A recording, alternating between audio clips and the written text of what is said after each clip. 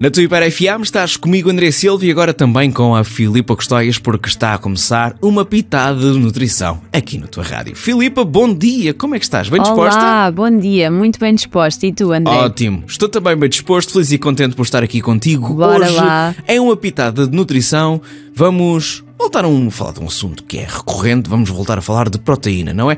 Mas desta vez num subtema. Exatamente. Num subcapítulo, não é? Exatamente. Então, vamos lá.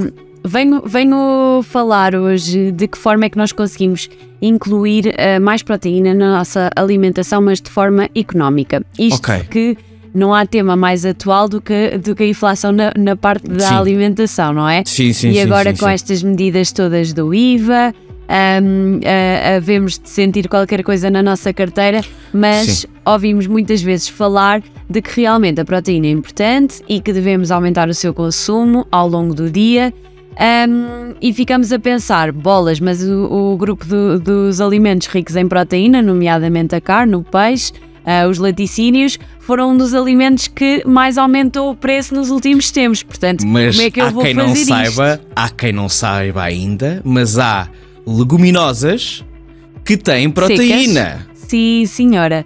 É verdade. Que têm proteídeia. Olha, não é só a xixa e o peixe que têm proteína. Há outros alimentos que têm proteína. Também têm proteína. Mas há essa ideia, pronto, é errada, mas também é por falta, se calhar, de conhecimento. Sim, estamos cá para combater isso. Exatamente, que a proteína consegue-se buscar fontes proteicas através de outros alimentos. Sim, exatamente, e é exatamente isso que vamos falar hoje. A verdade é que a população consome mais quantidades do que as fontes de fontes proteicas nas refeições principais do que realmente precisa. Estamos a falar de carne, de peixe, de ovos.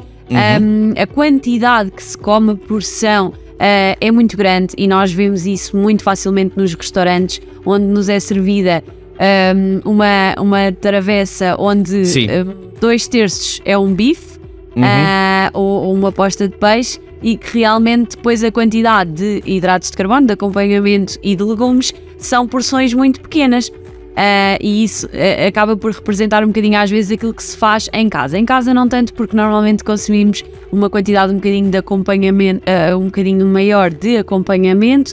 No entanto, a fonte proteica habitualmente há um consumo maior. Isto são os últimos dados que temos do Inquérito Nacional de Alimentação e Atividade Física, portanto, e isto acaba por, obviamente, encarecer a nossa alimentação, não é? Sim. Portanto, se vamos ao supermercado, compramos carne ou peixe e depois vamos consumi-lo em maior quantidade, naquela que não necessitamos, vamos estar a rentabilizar essa carne e peixe num menor número de refeições. Portanto, como o André disse no início, uma das coisas que nós podemos começar por fazer é reduzir a porção de carne e de peixe que consumimos nas refeições principais e substituí-las por outras fontes, nomeadamente as leguminosas ou equivalentes vegetais, que aparentemente não mudaram o preço e que felizmente ainda são bastante mais acessíveis do que as fontes proteicas de origem animal. Estamos a falar... Deixa-me só dizer-te que foi a única coisa boa que eu retirei daquele comentário totó da Netflix, do Game Changers. Game Changers. Foi a única coisa boa. O único clique que me deu foi: eu posso poupar dinheiro. Não, foi mesmo, eu posso reduzir a quantidade substituindo por uma dose de legumes salteados ou cozidos ou qualquer coisa assim, nem que fosse com aquela coisa de, lá está, estou a comer demasiada carne ou estou a comer demasiado peixe. Exatamente. Vou substituir isso com outra coisa. Foi a única coisa boa que eu retirei na altura no meio daquela tontice toda, ao menos consegui tirar alguma informação boa e que realmente fez a diferença. Sim. Exatamente. Pronto, e temos aqui estas alternativas vegetais que eu convido-vos a explorar, mesmo as leguminosas que não vêm secas, que são as mais económicas, as que já vêm cozinhadas, cozidas em frascos, acabam por também ser mais económicas, talvez não o ideal, mas acaba por ser uma forma também muito prática de termos algumas fontes proteicas já prontas em casa. Sim. E agora, falando um bocadinho mais de outra questão importante, é que nós percebemos que a proteína é importante não só ao almoço e ao jantar, que já é onde nós habitualmente a consumimos, mas também aumentar o consumo proteico nas refeições intermédias parece ser super interessante. E aqui estamos a falar da refeição do pequeno almoço e da refeição dos lanches, dos snacks.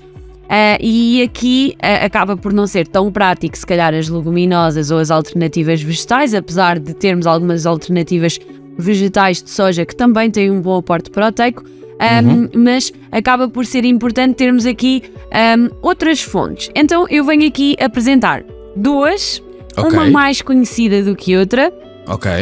Uma é os ovos. Sim. Toda a gente conhece o amigo ovo. Toda a gente conhece o amigo ovo, sim. Toda a gente conhece o ovo, mas a maioria das vezes acabamos por nos esquecer dele e das formas como podemos incluir na nossa alimentação.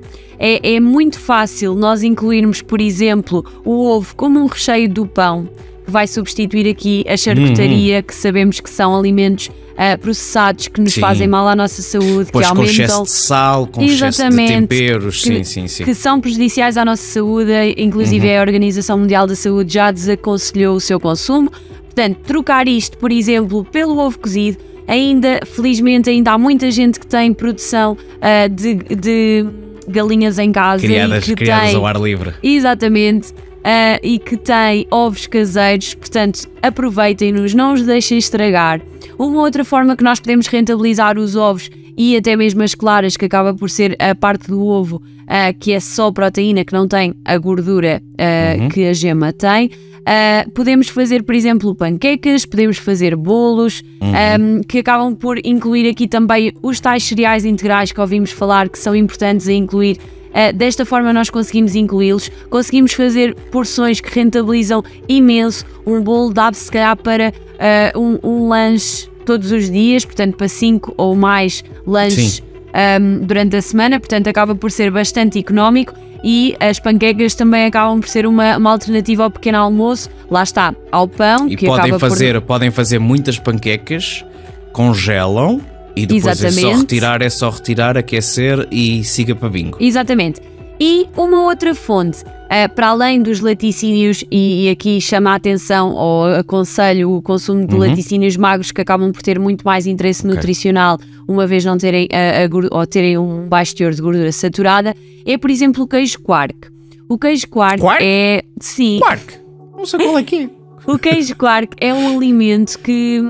é muito económico. Nós estamos a falar mais ou menos de 500 gramas por 1,39€, acho eu. Portanto, à volta de 1,5€, meio quilo, e que acaba por funcionar como se fosse um iogurte. A textura é muito parecida à de um iogurte natural. E para quem não gosta do sabor, porque ele é um bocadinho amargo, é um bocadinho difícil. Dá para nós colocarmos, por exemplo, uma peça de fruta ou até mesmo um bocadinho de mel, uns cereais integrais, ou uma granola, um muesli, misturados com uma granola ou um muesli, que acabam por dar aqui um bocadinho mais de sabor doce, de crocância. E o queijo Quark é um alimento muito baixo em gordura e rico em proteína.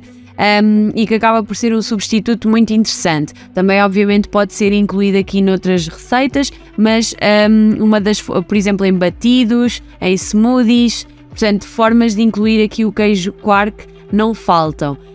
E deixo aqui chamar a atenção para estes dois alimentos, que são dois alimentos relativamente económicos, ou pelo menos o queijo Quark é económico, os ovos muitos temos em casa caseiros. Ou da vizinha. Ou da vizinha, exatamente. Portanto, chama a atenção para estes alimentos que acabam por ser fontes proteicas económicas que nós podemos incluir na nossa alimentação, e alerto também mais uma vez para reduzir o consumo de produtos de origem animal às refeições principais, porque nós não precisamos dessa façam uma pequena toda. Investigação de alimentos que são ricos em proteína, tirando a carne, o peixe, Temos vários etc. episódios aí. Exatamente, façam uma investigação sobre isso, vão perceber que realmente há muitas alternativas mais saudáveis, mais económicas e que conseguem. E vão perceber que as vossas refeições até passam a ser mais equilibradas. Exatamente, e diversificadas. Acho que isso também é importante, mudarmos um bocadinho. Está bem, está bem. Fica então por aqui a Filipa Costaias com uma pitada de nutrição na Hiper FM. Ela volta para a semana. Um beijinho. Até para a semana. Adeus, André. Até para a semana.